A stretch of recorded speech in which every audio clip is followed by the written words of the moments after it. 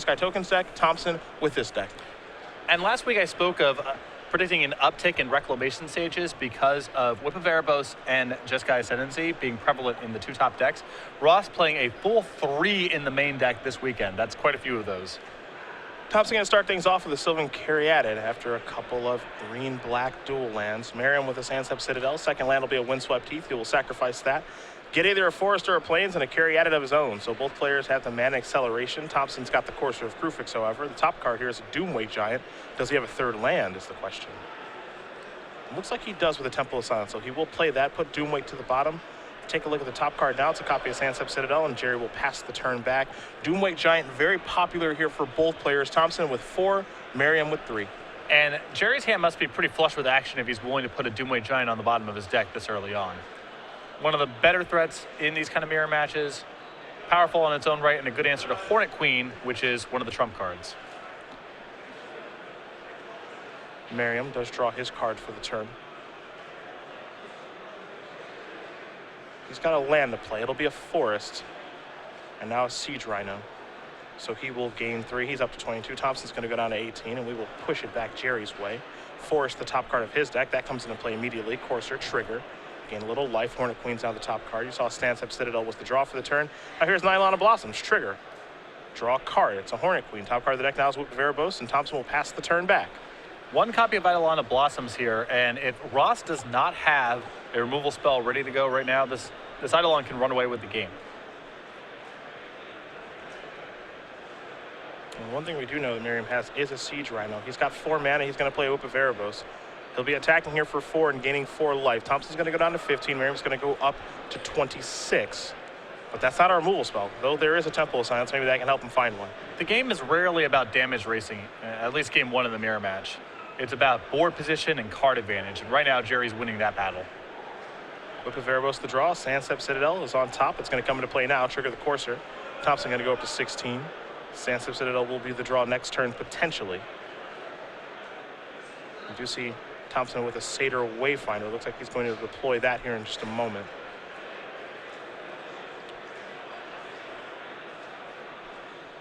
Would imagine there's no interest in drawing that land next turn. So this seems like a pretty good spot for Gerry to mill himself over, give himself a fresh draw step. Thoughtseize, Whip, and Sylvan Caryatid are going to go into the bin. Siege Rhino's on top. Sandsep Citadel was added to the hand.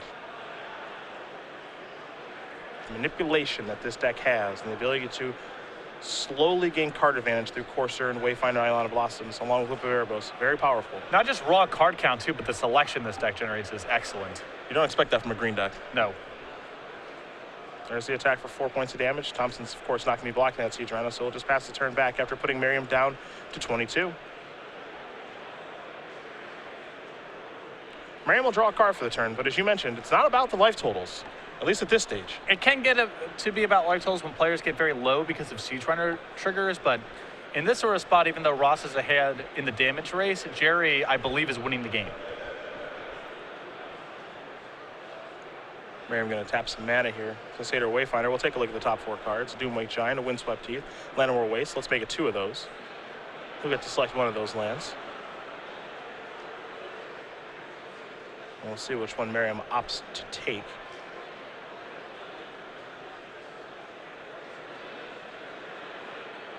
Looks like he's weighing Windswept Heath. And he is. So that'll be added to his hand. It's going to come into play. He'll sacrifice that, go down to 21 in the process.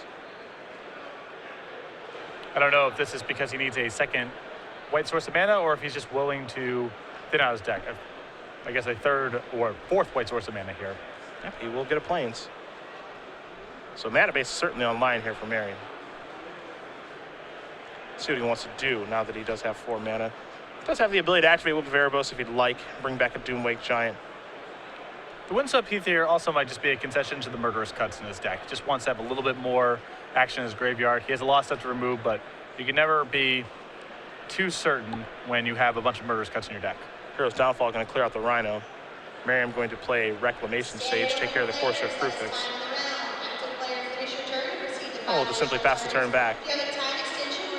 Thompson's draw is a Siege Rhino. We all know that.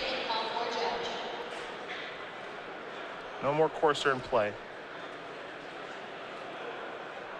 But it has the potential for a pretty big turn here.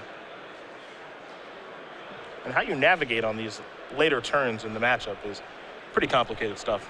Especially now, with Ross using the reclamation stage last turn, I think that's an indicator that he's setting up a Doomweight Giant plus another trigger, because the Eidolon is much more threatening than the Courser.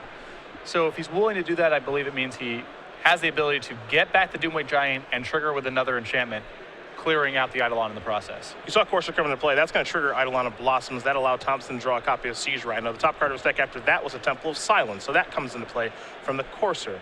Scry here looks like it may leave Thoughtseize on top of the deck. So the ability for this green deck to get through itself so quickly is what makes it so impressive. Draw so many cards. It's definitely been an R&D philosophy shift. You know, yes, in years past, this was just the jurisdiction of blue decks drawing this many cards, but now other colors get to do it too. Not divination style, but they give the other colors sources of card advantage, and you're seeing this on full display here. Merriam will draw.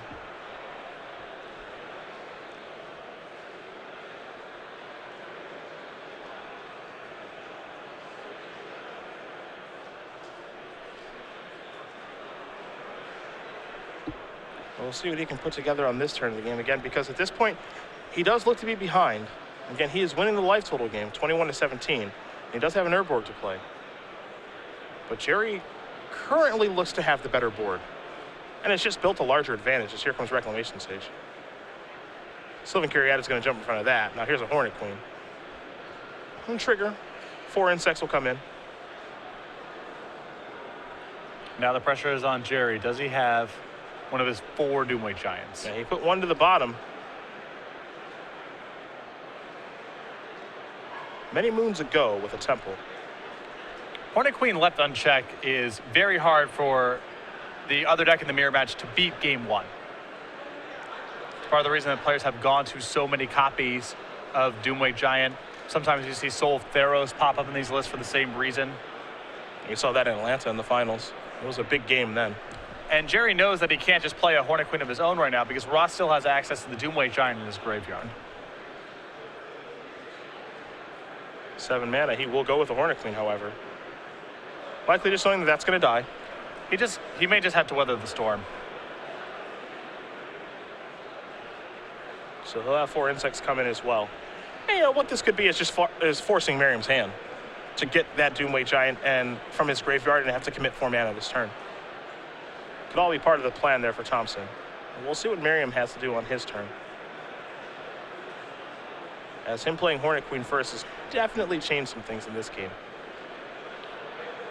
Gerry's hand's still flush with action, and he's been holding a Whip of Erebos for a very long time as well. So I think that if he gets the opportunity to, he'll be pretty aggressive in trading. You know, try to get that Hornet Queen into the graveyard.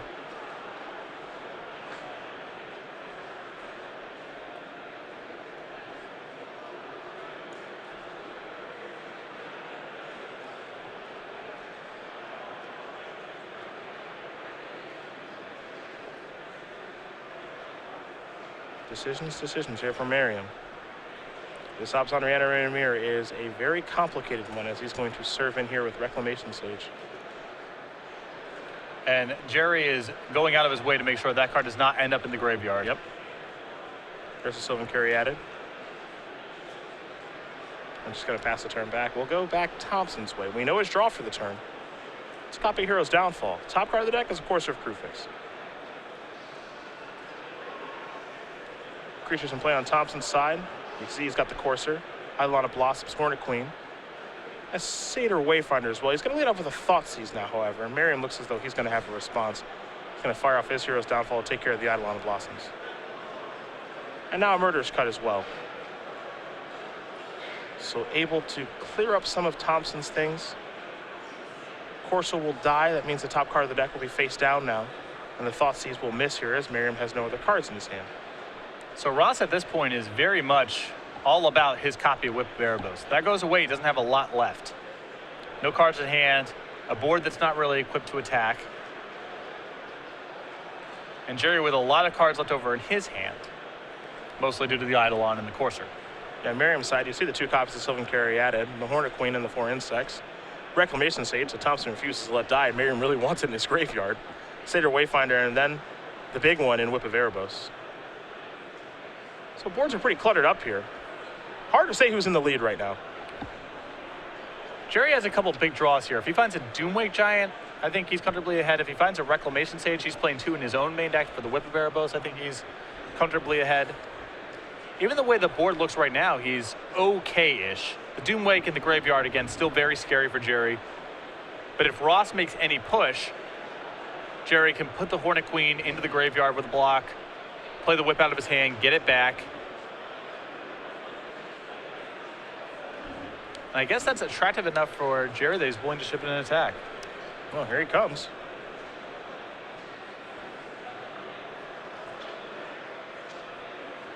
So Merriam wants to block here, if at all. Looks like Satyr Wayfinders are going to trade with each other. A little bit of damage dealt here for Thompson.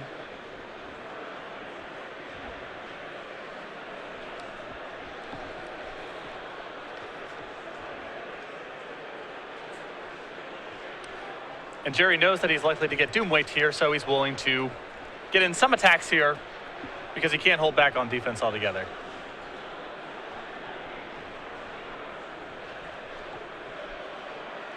It's a whip activation, Satyr Wayfinder. We'll turn over a couple of cards here. Of course, you have Crewfix among them. Merriam will take his Temple. Thank you very much. A little scry action here. Top card to the bottom. Pretty good news for Gerry that Wayfinder trigger was fairly anemic. Because the whip is unchecked right now, if Ross finds any of his other big cards, it's pretty bad. But Gerry avoided it. So let's see how number 3 on our Season 4 leaderboard, and the player who's 100% headed to our Players' Championship, is going to attack this turn. It's with Reclamation Sage, Satyr Wayfinder, and 2 insect tokens. Some quick blocks here from Merriam. Excuse me, from Thompson on Merriam. Siege Rhino going to jump in front there. Couple of insects there. When the dust settles, some things will go away, but Reclamation Sage will stay in play. Most importantly, is Merriam is trying to get that to die, and Thompson will not let him. Of course, if Crew fixed the draw.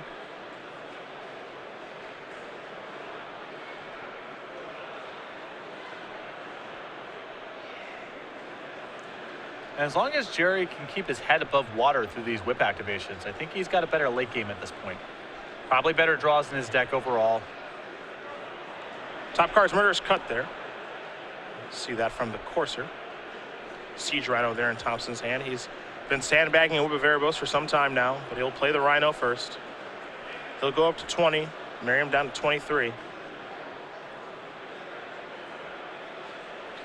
And I really like the discipline here of Gerry not doing anything with that Whip of Erebos in his hand. Willing to wait.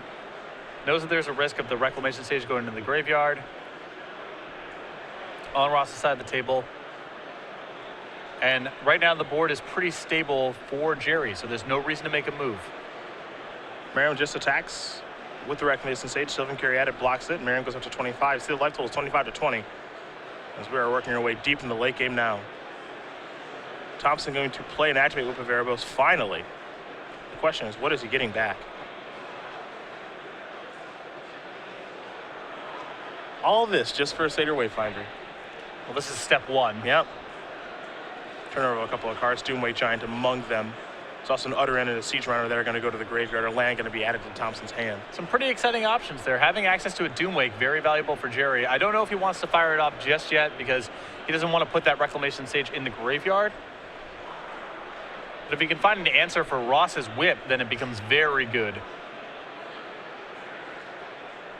And Thompson has 2 main deck Reclamation Sages of his own this weekend, so he has something to draw to. He had 1 last weekend when we were in Portland. Alongside 2 copies in the main deck of Utter End, you saw 1 get flipped over there, but I believe still 1 lurking somewhere in Gerry's deck.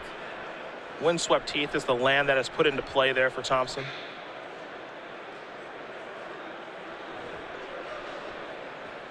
And it looks like he's going to do some attacking here. With a whole bunch of stuff, in fact.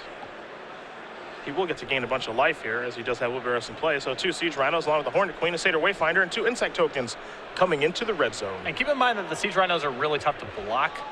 if Ross puts just one Death Touch token in front, Gerry can use his Murderous Cut before damage. All the trample damage gets assigned to Ross. So if he's really concerned with getting these Siege Rhinos off the table, he needs to overblock, and that's exactly what you're seeing here.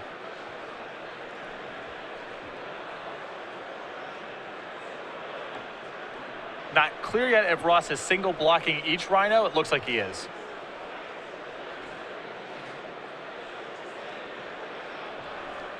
And that's the play you see there from Gerry. Taking care of the token, assigning all the trample damage to Ross.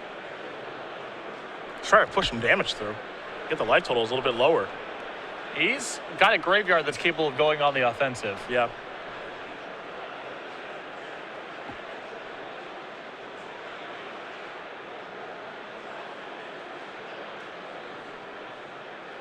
Well, now the dust does settle. A bunch of things are going to die. Now both players are going to have to get those whips moving. That looks to be the plan. And now with Gerry with Doomweight Giant in his graveyard, Ross has to be a little careful about getting back to this Hornet Queen. The flip side of this is if Ross gets back, Gerry rather gets back to Doomweight Giant, then the Reclamation Sage goes to the graveyard, which they can then come back and blow up the whip. So there's your attack with the Hornet Queen that's been whipped back. It's exiled now, along with the Reclamation Sage.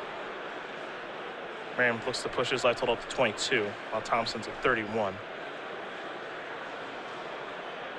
But the trick is who can actually kill the other person's whip. And Thompson's refusal to let Reclamation Sage die is notable, and Merriam trying to get him to block it is not going to happen. Now here is Doomweight Giant. That's going to come in. It's going to kill Reclamation Sage. Here's a big attack. Please make sure that you find your seat as soon as possible. So see how Merriam wants to block here. He does have a removal spell to cast. Murderous Cut's going to take down Siege Rhino. Doomweight Giant's going to get in some points of damage here, and Thompson's going to gain some life, but Doomweight Giant's going to be exiled after this because it was brought back via whip. And now the coast is clear for that Reclamation Sage out of Ross's graveyard to take care of the Whip of Erebos. He's been waiting a long time to get that thing into the graveyard. He can't bring this back fast enough, so there is Reclamation Sage. Take care of the whip. What's worth noting now is Ross's graveyard has no utility left. It is just a Siege Rhino and a Courser Crewfix. Those are the Siege Rhino especially. That's fine to get back. But there's no source of card advantage. There's nothing that really plays to the board. So the worst for the time being is over for Gerry as it relates to Ross's Whip of Erebos. Rex Sage is gone for good. Thompson's draw. Caves of Koilos. Here's an attack for 3 in the air. Thompson's going to go to 41. Merriam's going to go down to 14.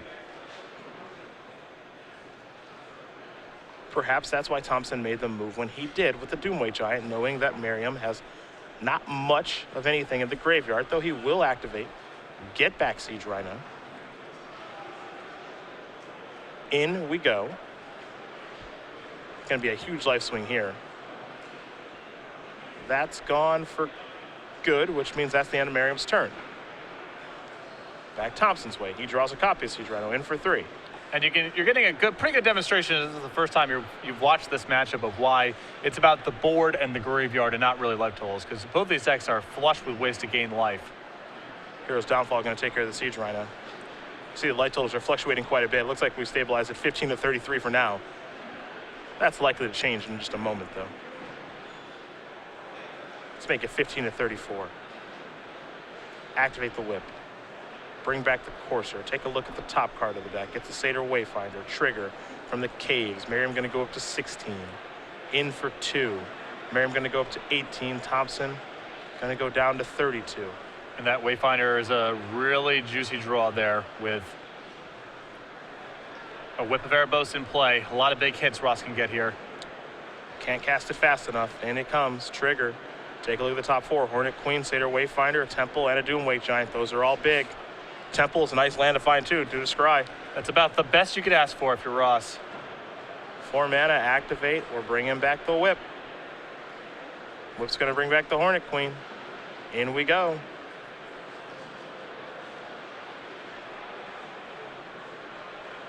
Scry, right to the bottom. No interest in that card. We'll head back Thompson's way. Thompson with another land here in the mid game. guess we can classify this actually as the late game. Yeah, I guess when both players have 20 mana in play, we can.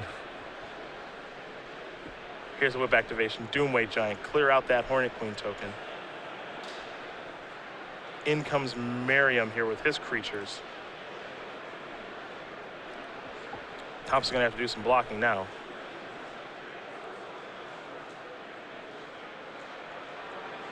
What you see here is Thompson's inability to get Whip of Erebos off of the board.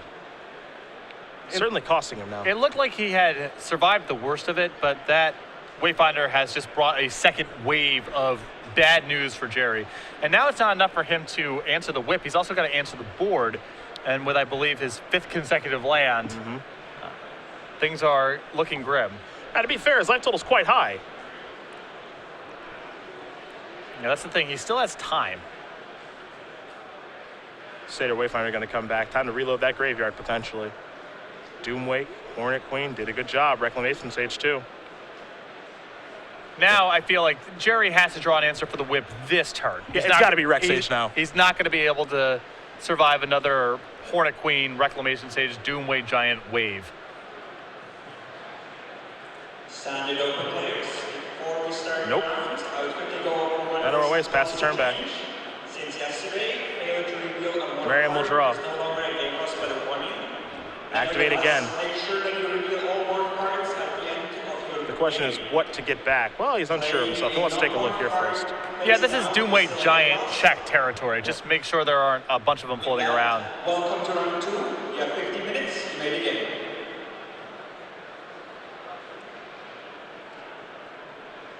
Boop. What are we going to bring back? It's Hornet Queen. 4 more insects. Attack step. Hero's Downfall. Going to go after one of the insects, as Hornet Queen itself is actually going to be exiled after this, so no reason to fire away at that. Signs that things have gotten bleak. Yes. Thompson going to sacrifice his Windswept Teeth, get a land out of his deck. Doesn't want to draw another one. There's Forest. Yeah, he's missed for a lot of turns in a row.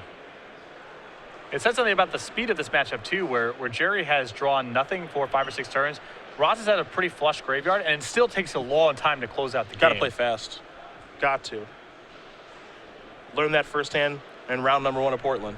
Got to draw. And also round number 2. And yeah, another land Hey, for come on. I Gerry. ain't drawing round 2. Round 3? True round 3. Round 3. Come on. Back off, buddy.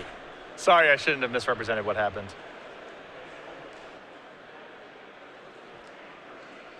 Carriata going to do a little bit of blocking here. A bunch of damage is going to come across. Looks like 6 in the air. And oddly enough, as there's a Sylvan Carriated. Right on time. Yeah, I mean, Utter End is better than nothing, I suppose. There's a Plains. There's an Utter End to take care of the whip. If he peels a Doomwake Giant, Yep. he can play. Or a whip to bring back his Doomwake Giant. See if Merriam draws. Looks like it was just a land. Get you. 6 in the air. Put you to 4. Land, pass.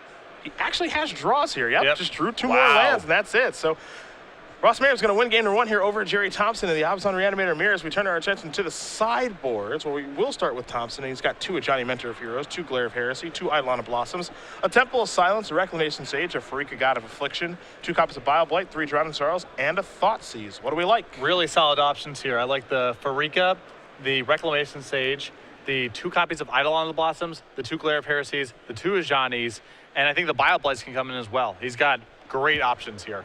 What do we see on the other side? A Thoughtseize, a Hero's Downfall, 3 Read the Bones, a Whip the Air of Erebos, a Soul of Innistrad, 2 Enhostilities, a Glare of Heresy, a Reclamation Sage, and Utter End, 3 copies of Drowned Sorrow.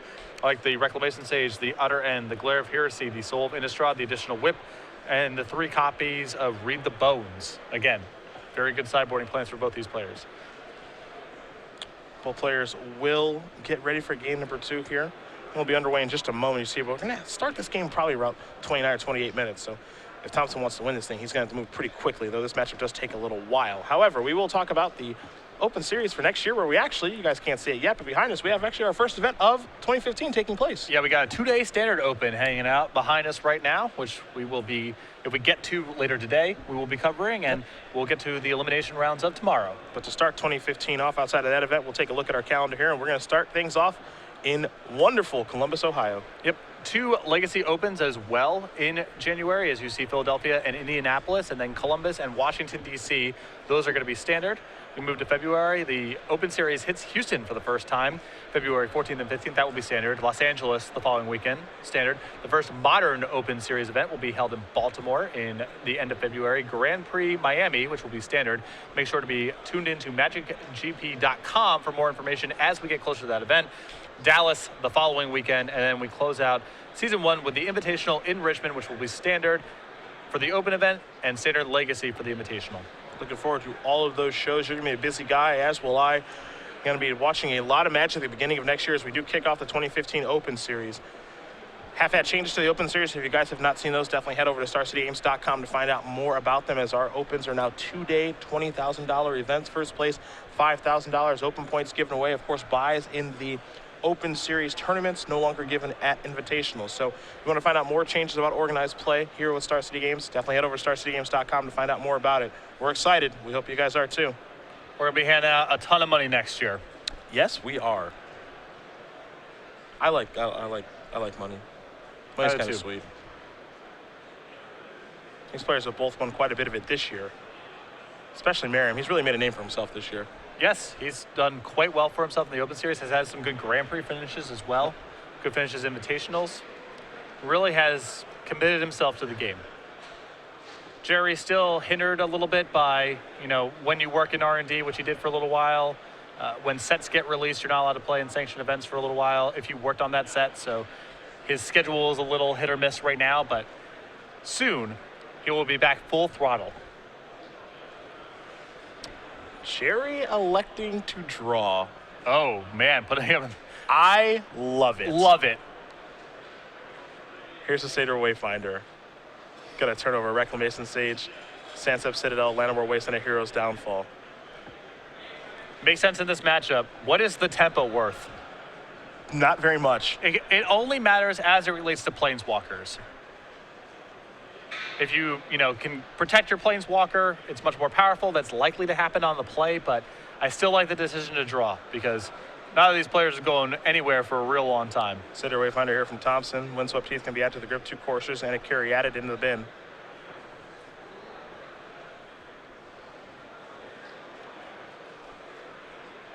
In for 1. Quick trade. Citadel pass.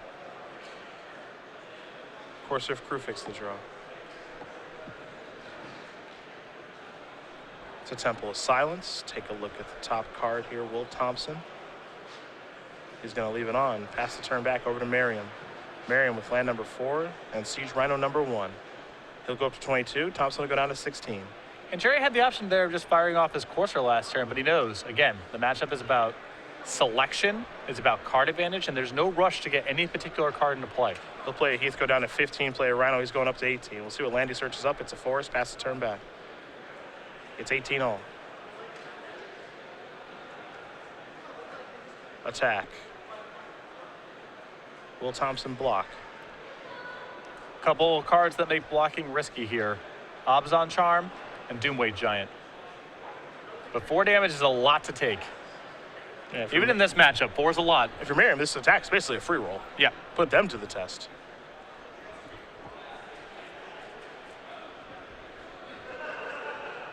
Thompson's thinking about it.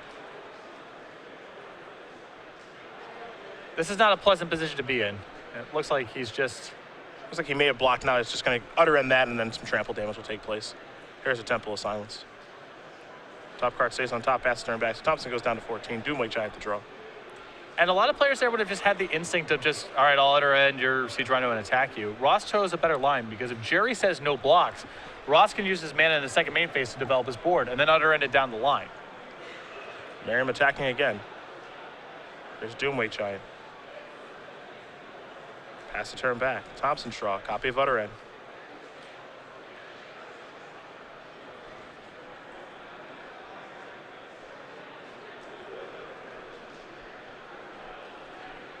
Merriam currently ahead on the board.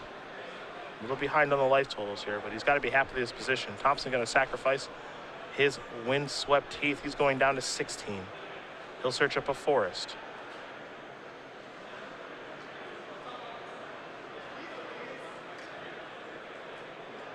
And Gerry would like to set up his board here, but he might be far enough behind on the board that he has to just start getting some blockers into play, playing some removal spells. That's what it looks like. Now, there is the potential for Merriam to just play kind of a tempo game here, which is you play a creature killed, attack you for 8. All of a sudden, you're facing lethal next turn. We'll see if he does have another removal spell or a card like Reclamation Sage to clear this thing out of the way. Well, Reclamation Sage is the ideal tempo play here. Ding, ding, ding. Get you for 8, put you to 8. Thompson will have to untap and draw a card. It's a Temple of Malady. First things first, take a look. Bottom shelf. Feels like one of the rare draws where, being on the draw has really cost Gerry a lot. He's just got run out of here. Yeah, and it's a little strange. You don't see that very often. There's Utter End going to take care of the Siege Rhino. He's going to go down to 2. Here's a Read the Bones. This is a great turn for Ross to take off scrying and drawing cards. He has to respect the possibility of end hostility, so he doesn't want to just keep casting stuff, but you also don't want to waste all your mana. So Read the Bones is ideal here.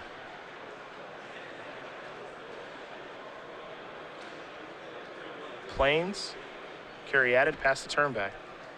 Thompson draws Farika. An interesting one to find.